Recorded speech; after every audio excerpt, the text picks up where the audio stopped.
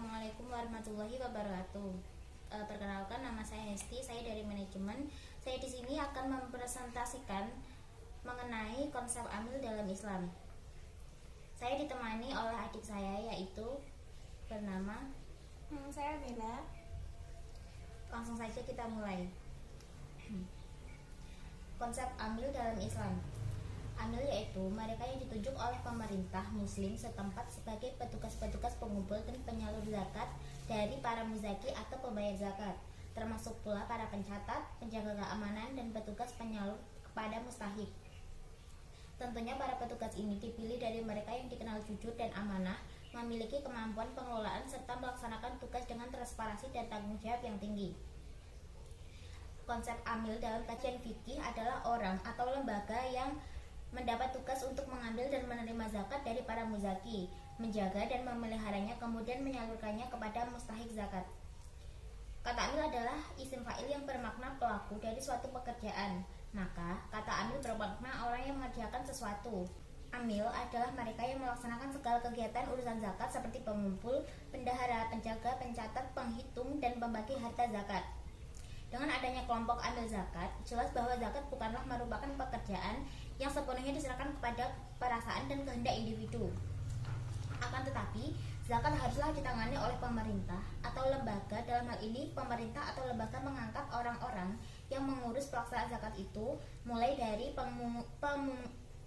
pemungutannya, pemeliharaannya, sampai kepada pembagiannya. Dengan adanya pengurus zakat yang ditentukan oleh pemerintah atau lembaga, diharapkan zakat dapat dilaksanakan sebaik-baiknya sesuai dengan tujuan lembaga zakat itu sendiri, yaitu meratakan rezeki dan menciptakan keadilan sosial. Pengertian amil zakat menurut Syekh Ibrahim Al-Baijuri, amil zakat adalah seseorang yang dipergunakan atau dipekerjakan oleh imam atau pemimpin untuk memungut zakat, kemudian ia bagikan kepada orang yang berhak menerimanya. Adapun yang menjadi syarat untuk menjadi seorang amil harus dipenuhi, yaitu pertama, hendaklah dia seorang muslim. Karena zakat merupakan urusan kaum muslimin, maka Islam menjadi syarat dalam segala urusan mereka, kecuali yang tidak berurusan dengan pengumpulan dan pembagian zakat serta menjaga gudang. Yang kedua, hendaklah seorang mu'alaf, yaitu orang yang balik dan baik akal sehatnya. Yang ketiga, hendaklah seorang amil adalah orang yang merdeka dan tidak diperkenankan bagi seorang hamba sahaya. Yang keempat, hendaklah seseorang yang dapat dipercaya, karena zakat menyangkut hak orang banyak. Yang terakhir, hendaklah amil adalah orang yang mengerti dan paham dengan hukum-hukum zakat, karena apabila dia tidak paham dengan hukum yang berkaitan dengan urusan zakat, maka tidak mungkin dia dapat menjalankan tugasnya dengan semestinya. Tugas amil pertama, penarikan atau pengumpulan zakat yang meliputi pendataan wajib zakat, penentuan objek wajib zakat, besaran nisab zakat, besaran tarif zakat, dan syarat-syarat tertentu pada masing-masing objek wajib zakat. Yang kedua, pemeliharaan zakat yang meliputi inventarisasi harta, pemeliharaan, serta pengamanan harta zakat. Yang terakhir, pendistribusian zakat meliputi penyaluran harta zakat agar sampai kepada mustahik zakat secara baik dan benar dan termasuk pelaporan. Yang kedua, amil zakat di Indonesia. Seperti yang termuat dalam republika.co.id Jakarta, sejumlah lembaga zakat mendapat pengakuan dari masyarakat atau atas prestasinya.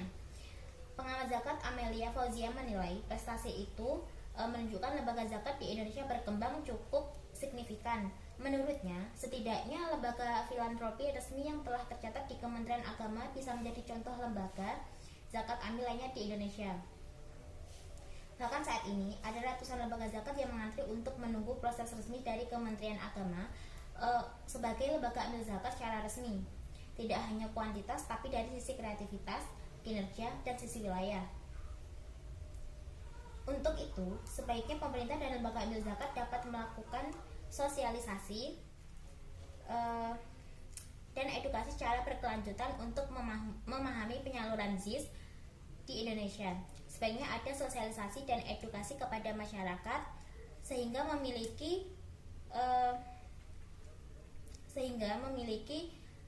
keinginan penyaluran ke lembaga tersebut. Beberapa lembaga yang bergerak pada bidang keuangan Islam berlomba-lomba memberikan kepercayaan kepada masyarakat dalam mengelola zakat, infak, sedekah di Indonesia. Terbaru, Badan Amil Zakat Nasional atau Basnas menyabet penghargaan tingkat dunia dari Global Islamic Financial Awards. Sekian, terima kasih. Jika ada pertanyaan boleh ditanyakan. Iya, saya mau bertanya. Tolong sebutkan syarat-syarat menjadi amil. Baik, terima kasih atas pertanyaannya. Seperti yang telah dijelaskan di dalam makalah tadi, syarat untuk menjadi seorang amil itu ada 5. Yang pertama, hendaklah dia seorang muslim. Karena zakat merupakan urusan kaum muslimin, maka Islam menjadi syarat dalam segala urusan mereka, kecuali yang tidak berurusan dengan pengumpulan dan pembagian zakat, seperti menjaga gudang. Yang kedua, hendaklah seorang mu'alaf, yaitu orang yang balik dan baik akal sehatnya. Yang ketiga, hendaklah seorang amil adalah yang merdeka dan tidak diperkenankan bagi seorang hamba sahaya. Yang keempat, hendaklah seseorang yang dapat dipercaya, karena zakat menyangkut hak orang banyak. Yang terakhir, hendaklah amil adalah orang yang mengerti dan paham dengan hukum-hukum zakat, karena apabila dia tidak paham dengan hukum yang berkaitan, maka urusan-urusan zakat tersebut tidak terlaksana dan tidak dapat menjalankan tugasnya dengan semestinya. Seperti itu, Mbak Bella. Terima kasih. Sekian presentasi dari saya, kurang lebihnya mohon maaf yang sebesar-besarnya. Wassalamualaikum warahmatullahi wabarakatuh.